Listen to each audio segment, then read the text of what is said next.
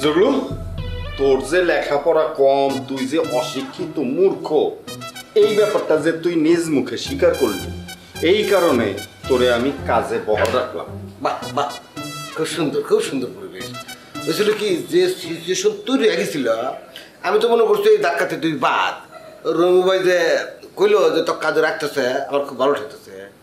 খুব সুন্দর এক কাম করছেন কথা, রান্না করে যে তার দরকার নাই, 2 কাপ কফি বানিয়ে নিয়ে পারলে 3 কাপ, 3 জনে মিলে এনে বসে বসে কফি খাই, মজা লাগবে নি। বলবে আপনার মুখে তো লাগাম নাই। হ্যাঁ, আমি একজন ক্রিয়েটিভ মানুষ, আপনি আমার চা বানিয়ে কইতেছেন, আপনার তো কোনো কাণ্ডজ্ঞানী নাই। না সত্যি তো আমার কোনো কাণ্ডজ্ঞান নাই। আমি আপনার মতো একজন ক্রিয়েটিভ লোককে এত ছোট একটা কাজের অর্ডার করেছি, কি ভীষণ অন্যায় করে ফেলেছি। আপনি আমাকে মাফ করে দেন। মাফ করতে পেরেছেন কি প্রভু? বাবুল, তুই আসলেই তো একটা অপরাধী। এত বড় একটা ক্রিয়েটিভ মানুষকে তুই চা বানাইতে বললি, কিভাবে পারলি? কেমনে সম্ভব হইলো তোর দ্বারা এত বড় বেয়াদবি করা? বুঝছি, আপনারা আমার নিয়ে তামাশা করতেছেন। ঠিক আছে, আমি চা বানিয়ে আনতেছি, কিন্তু ক্রিয়েটিভ মানুষ হিসাবে না, ছোট ভাই হিসাবে। কথাটা মনে রাখেন।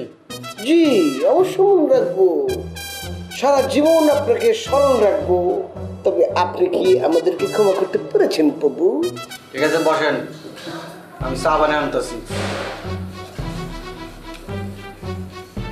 ধরে যান, খুলে পড়ে যাবে। চা না, কফি, কিন্তু কফি। বাবুল থাম তো, আমি এই জ্ঞানীরে কেমনে কন্ট্রোল করবো শুটিং এ? অসুবিধা নেই ভাই, অল টাইম আমি চাপে রাখবো। তবে এটা কিন্তু সত্যি, ওই শয়তান ডোর জ্ঞান বুদ্ধি ভালোই আছে। যতই ভালো থাকুক, এই বেয়াদবি তো আমি সামলাইতে পারি না। আমার তো হাত উঠা যাবে যখন তখন।